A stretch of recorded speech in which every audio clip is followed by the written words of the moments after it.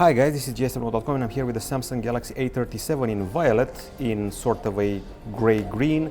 This is sort of like a light lime, and this is the black version. I'm going to choose the violet one and tell you what's new. So first things first, this is not the A57, even though they look pretty similar. The difference is that this phone is much heavier at close to 196 grams. It's got a polycarbonate, which is plastic frame, not the aluminum or the other model. Gorilla Glass Victus Plus glass at the back and at the front. The screen is also similar, however, unlike the A57, we have thicker bezels and a thicker camera cutout. Now, novelties here, we're switching from the last year's Snapdragon 6 Gen 3 processor to an Exynos 1480, which is accompanied by 6 or 8 gigs of RAM.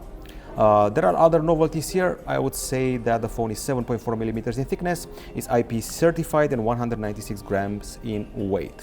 We're getting a bigger pixel for the 8 megapixel ultra wide camera, 1 micron pixels, while the screen remains a 6.7 inch Super AMOLED with 120 Hz refresh rate.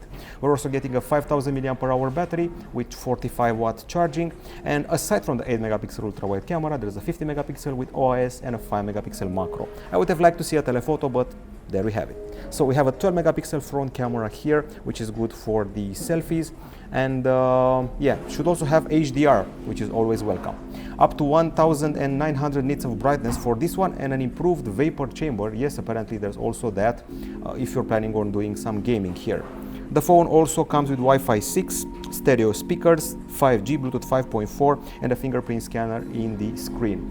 We spoke about the CPU, about the cameras. The camera interface goes like this. We have a more fluid motion between the levels of zoom compared to the predecessor, that's what they're saying, and these are some of the extras that you're getting, including a Pro mode. Samsung has improved the nightography here, so you're capturing better shots at night, and we now have LPDDR5X RAM instead of the previous version. Now, as far as the actual specs are concerned, you're also getting a option to tweak your photos with AI. So if you're taking some shots like this, you can use the AI to delete reflections, improve or delete objects. While if you're capturing multiple faces, there will be an option called best face, which chooses the best face out of a series of shots. Okay, now aside from that, you also have Samsung Vault and Samsung Knox, so you have a secure folder for your photos that include documents, IDs, and other important things. And when you're transcribing something, when you're recording something with your voice, you can transcribe it into text just by transcription here.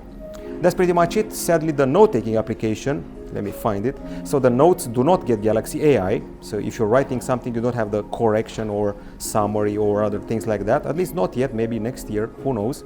And we do have Gemini available here by keeping this button pressed, with Gemini Live, with Nano Banana, with creation of music. You also have Bixby, which can be easily triggered via the dedicated application.